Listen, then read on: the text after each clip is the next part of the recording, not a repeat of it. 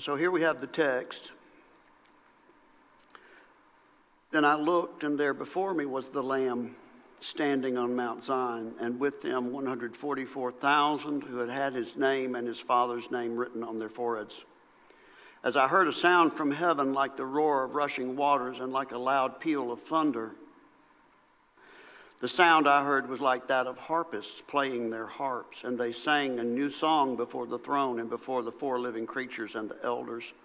And no one could learn the song except the 144,000 who had been redeemed from the earth. These are those who did not defile themselves with women, for they remained virgins. I'll stop here and explain a bit. I believe this is metaphorical and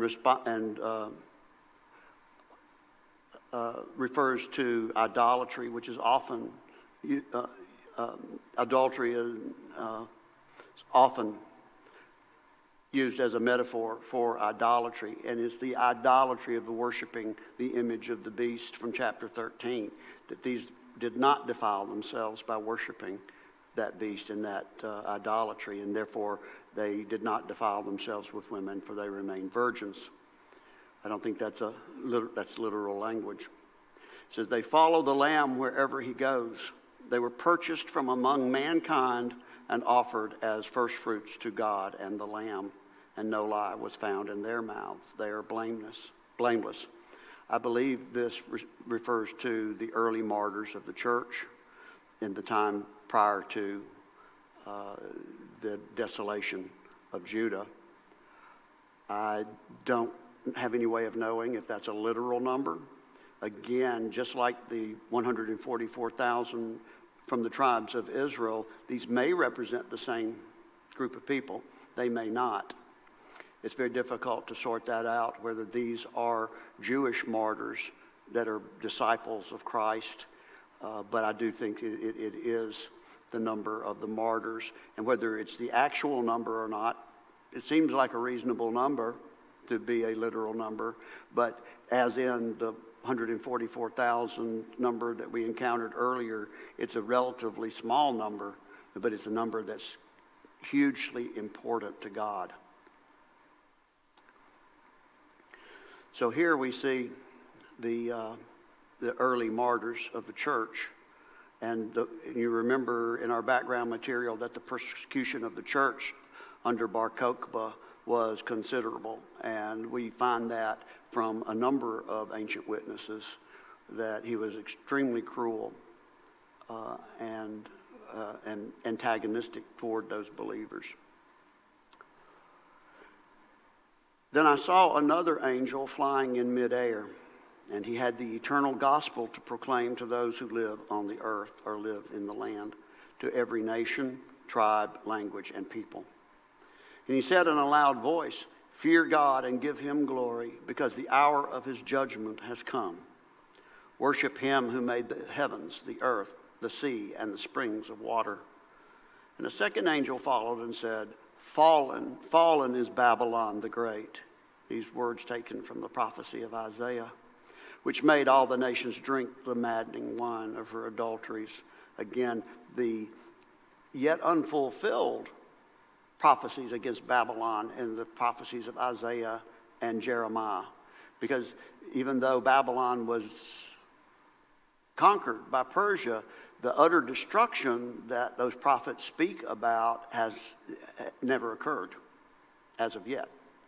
And which makes the final judgments of this mystery Babylon, where it's not talking about actual Babylon, we know that.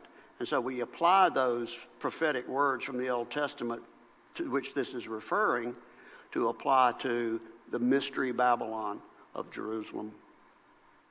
And then a third angel follows them and said in a loud voice, "If anyone worships the beast and its image and receives its mark on their forehead or on their hand, they too will drink the wine of God's fury, which has been poured full strength into the cup of his wrath.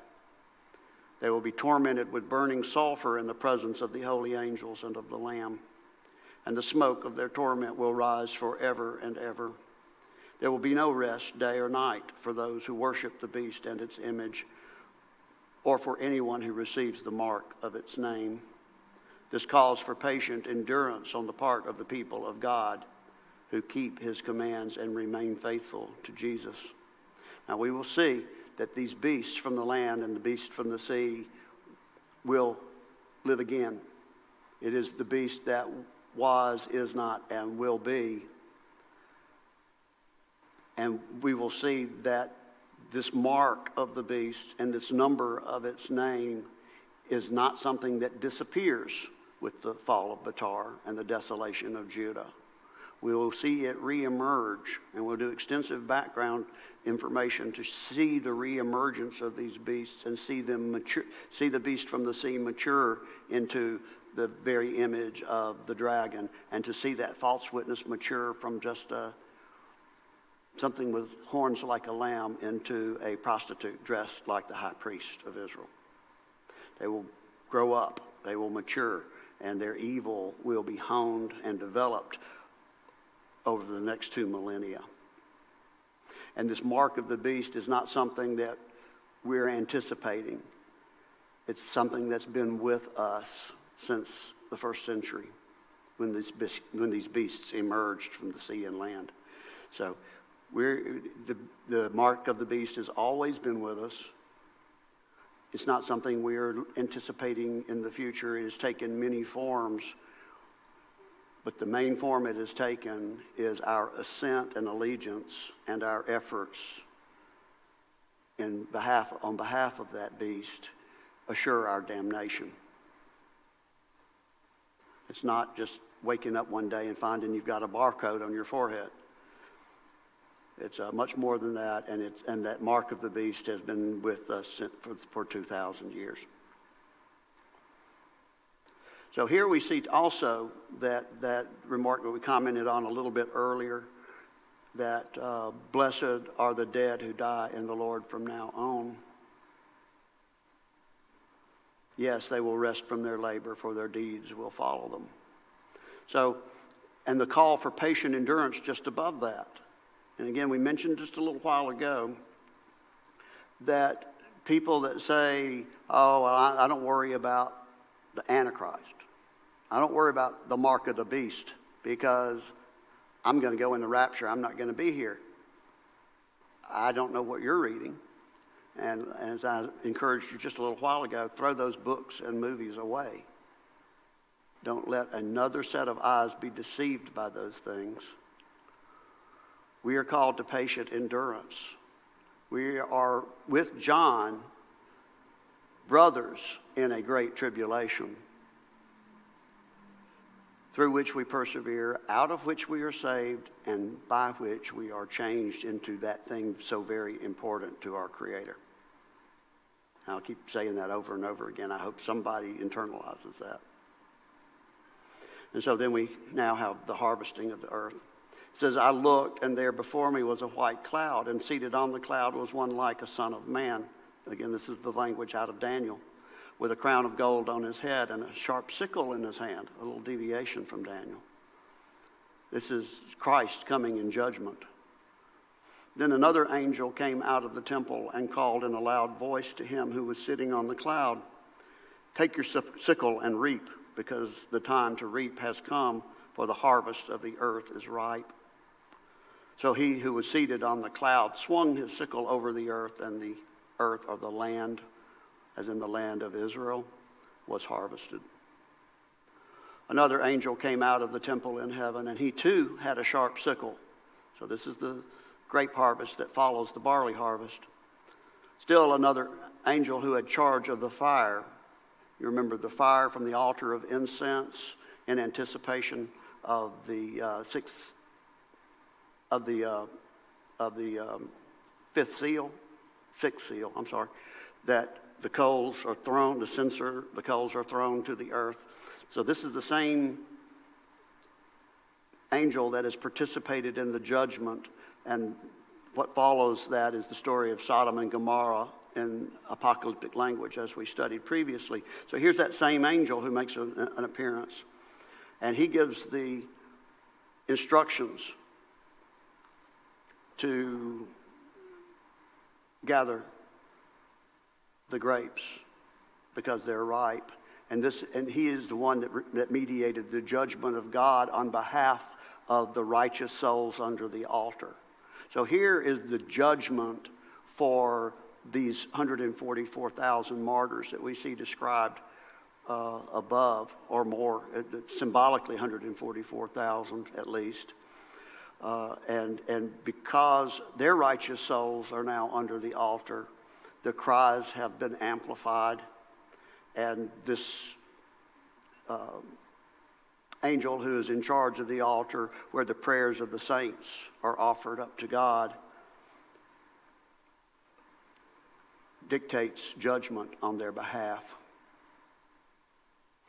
And the angel swung his sickle on the earth, gathered its grapes, and threw them into the great winepress of God's wrath. They were trampled in the winepress outside the city, the fortress of Betar. And as the historians record, and blood flowed out of the press, rising as high as the horses' bridles for a distance of 1,600 stadia.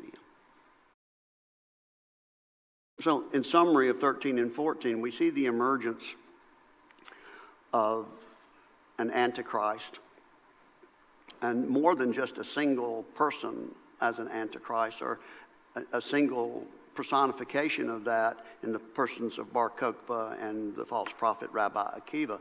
We see a spirit of antichrist. We see a theory of antichrist emerge that is a profane and secular Zionism, coupled with its false witness that is rabbinical Judaism, and the substitution of the traditions of man for the revelations and laws of God. And we will see this continue until such time as an end is put to it by the Lamb when he comes in conquest, and we will see that. So what we're about to embark on now in the study of the 15th chapter on is the growing up of these beasts. The maturing, these immature beasts from the sea and from the land will mature into their final forms, which will be revealed in the 17th chapter. Now, here is the period in this study where we begin to transition perhaps from our past to our present and future.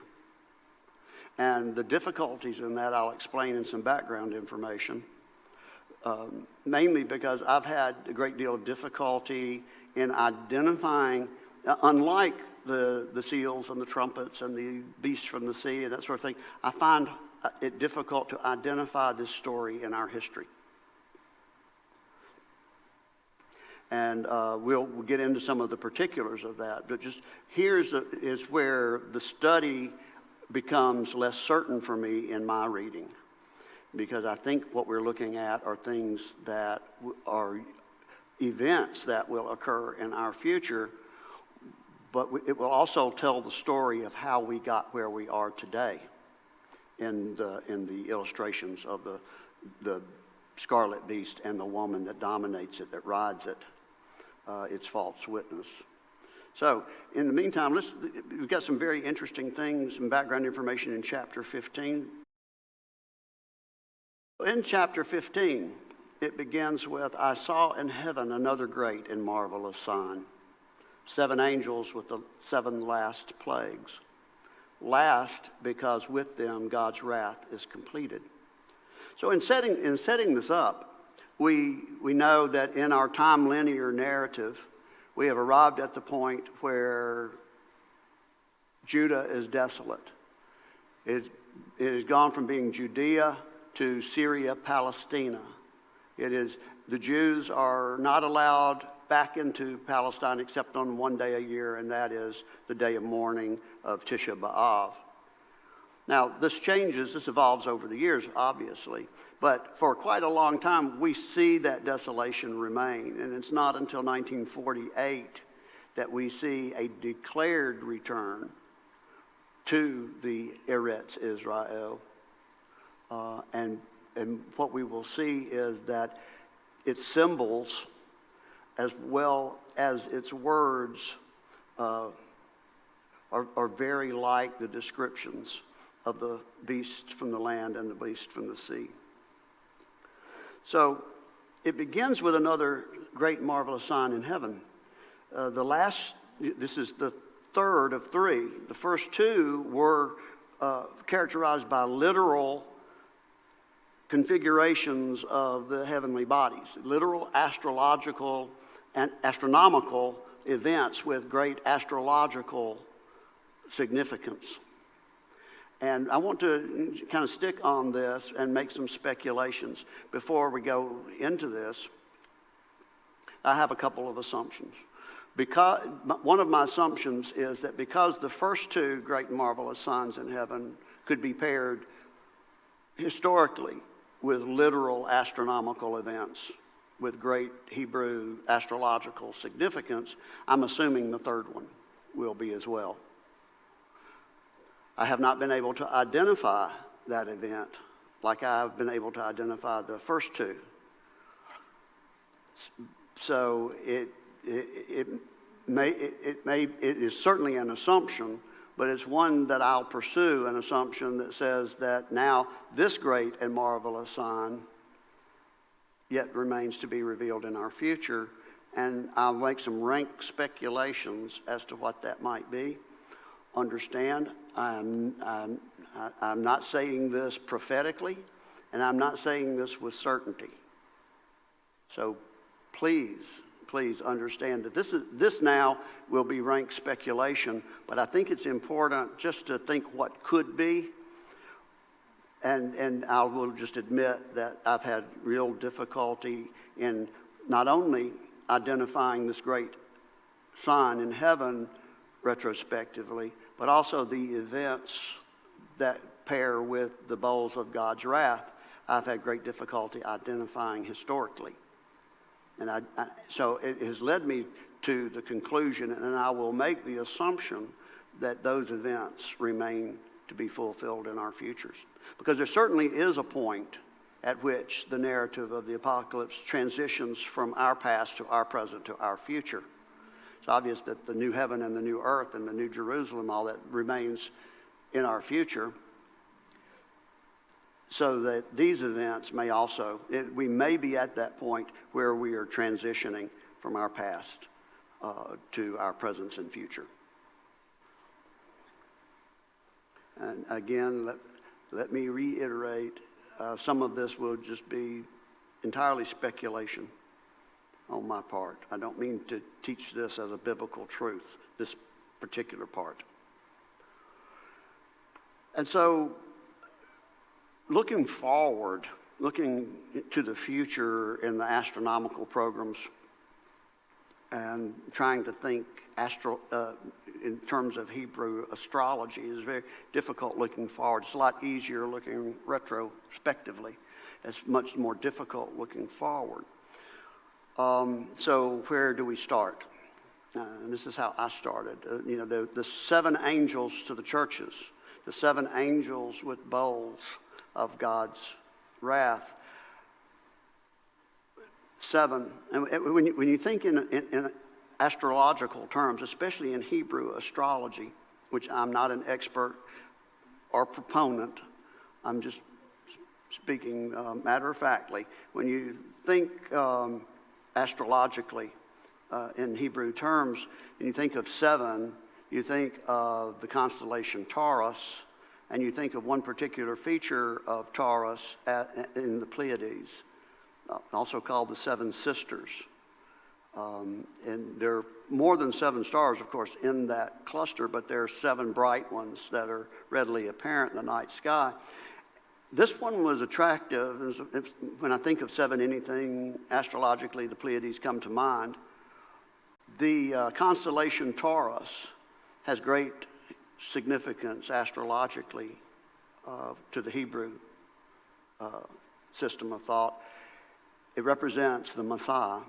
It's a messianic constellation, and it's the Messiah coming in violent judgment. Also of significance is the planet Jupiter, which is referred to as the King Star, the planet Mars, which is referred to as the War Star, and again, the horns of Taurus. The horns represent the power and the judgment inherent in the Messiah are quite significant features of that constellation, Taurus.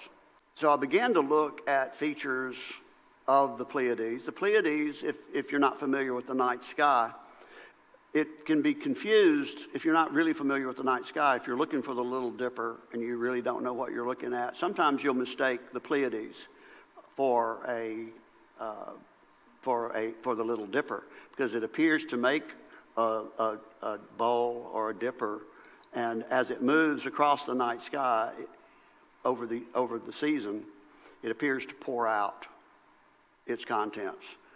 I was amused sometimes as a kid listening to the old timers, of which I'm now one, would talk about the crescent moon and whether it was holding or pouring out its water. Well, similarly, the Pleiades will appear to pour their contents out. And so if this is talking about a periodic motion of that constellation through the sky, it may describe 7 years, or at least 7 occasions, in which the Pleiades pour out the bowl, and the wrath of God is symbolic of the pouring out of the wrath of God. So Jupiter, the king planet, and Mars, the war planet, experience a rare conjunction between the horns of Taurus. So these two features, it's common for them to align. They conjoin pretty frequently, but it's pretty rare to do it between the horns of Taurus. And they do that uniquely in modern history on August 13th, 2024. And when I saw that, I said, well, that's about the time that Tisha B'Av should occur, and it does coincide with that significant date. Now, I'm not saying that means anything. I'm just saying this is a strange coincidence. But where Jupiter and Mars make a very rare alignment between the horns of Taurus on the particular date of the destruction of the first temple, the destruction of the second temple, the fall of the fortress of Batar, where the blood flowed to the horses' nostrils, to the expulsion of the Jews from Spain, and 100 other terrible things that have happened to the Jewish people. That in my reading, these are judgments upon the land of Israel, upon the land. And so it may be looking forward that this is a candidate to fulfill that great and marvelous sign. But please, if you take anything from this portion of the class, recognize this is rank speculation. It's not meant to be predictive astrology. And I'm certainly not predicting a rapture of the church on this date, because this speaks to the final judgment of the land that rejects its God. And who is the God of the land? In the 15th chapter, we see a sevenfold judgment. And this is something that echoes Leviticus 26th chapter. What we see is a sevenfold judgment that is outlined by the judgment contained in the bowls of the 7 angels. We see that same sea of glass, and remember that word can also be translated ice, but we see that sea of glass, and we see that the victorious are now worshiping before the throne of God. And this is the same picture from chapter 4, verse 6. And here it says, they held harps given them by God, and they sang the song of God's servant Moses and of the Lamb. That's a very interesting title because I think I read a lot of commentary, and probably 8 out of 10 misidentify the Song of Moses. It's extremely important for us to identify what actually is that Song of Moses, and why is it now called the Song of Moses and of the Lamb. And it's an extremely important portion of Scripture. Extremely important. And so what we see here is they sing the song of Moses, and then they add a new final verse to that song. And before we get to this new final verse to the Song of Moses, we need to actually go to the Song of Moses. So what we see in Deuteronomy, the story begins in Deuteronomy 31. God gives Moses a song. And he says to teach it to the children of Israel. And this song is given to them to memorize and to teach their children because of what it foretells Israel's rebellion. Now, I'll be reading from the New International Version, but we're really not going to get the full flavor of what this text says from the NIV or any other translation that's based largely on the Masoretic text. Give credit to the NIV. It does footnote where the Septuagint is different in some important places in that 32nd chapter. And so I will stop and just insert how the Septuagint reads at those portions of Scripture where it's important and where it differs from the Masoretic text. So here in the 31st chapter of Deuteronomy, and there's a lot that's extraordinarily important, a detailed reading of Deuteronomy as it applies to the events of in the judgment in the history of Israel is very important, and for the future judgment of Judah is extremely important. And so here Israel's rebellious nature is predicted. In the 14th verse it says, "The Lord said to Moses, 'Now the day of your death is near. Call Joshua and present yourselves at the tent of meeting where I will commission him.' So Moses and Joshua came and presented themselves at the tent of meeting. Then the Lord appeared at the tent in a pillar of cloud, and the cloud stood over the entrance to the tent.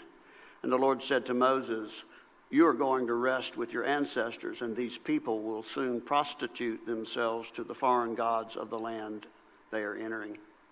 So here's the first mention of Israel as a prostitute. It will be repeated over and over again in the words of their prophets. "They will forsake me and break the covenant I made with them. And in that day I will become angry with them and forsake them. I will hide my face from them, and they will be destroyed. Many disasters and calamities will come on them, and in that day they will ask, 'Have not these disasters come on us because our God is not with us?' And I will certainly hide my face in that day because of all their wickedness in turning to other gods. Now write down this song and teach it to the Israelites and have them sing it so that it may be a witness for me against them. And when I brought them into the land flowing with milk and honey, the land I promised on oath to their ancestors, and when they eat their fill and thrive, they will turn to other gods and worship them, rejecting me and breaking my covenant. And when many disasters and calamities come on them, this song will testify against them because it will not be forgotten by their descendants.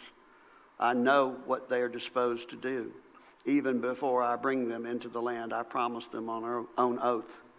So Moses wrote down this song that day and taught it to the Israelites.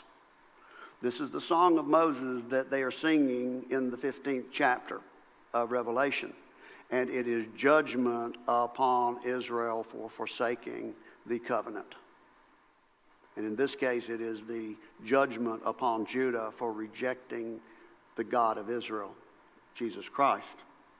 So the Lord gave this command to Joshua, son of Nun: "Be strong and courageous, for you will bring the Israelites into the land I promised them on oath, and I myself will be with you." And after Moses finished writing in a book the words of the law from beginning to end, he gave this command to the Levites who carried the Ark of the Covenant of the Lord: "Take this book of the law and place it beside the Ark of the Covenant of the Lord your God. There it will remain as a witness against you. For I know how rebellious and stiff-necked you are. If you have been rebellious against the Lord while I'm still alive with you, how much more will you rebel after I die?" Assemble before me all the elders of your tribes and your officials, so that I can speak these words in their hearing and call the heavens and earth to testify against them. For I know that after my death you are sure to become utterly corrupt and to turn from the way I've commanded you. In days to come, disaster will fall on you, because you will do evil in the sight of the Lord and arouse his anger by what your hands have made. And Moses recited the words of this song from beginning to end in the hearing of the whole assembly of Israel. In the 31st chapter, we'll begin the song.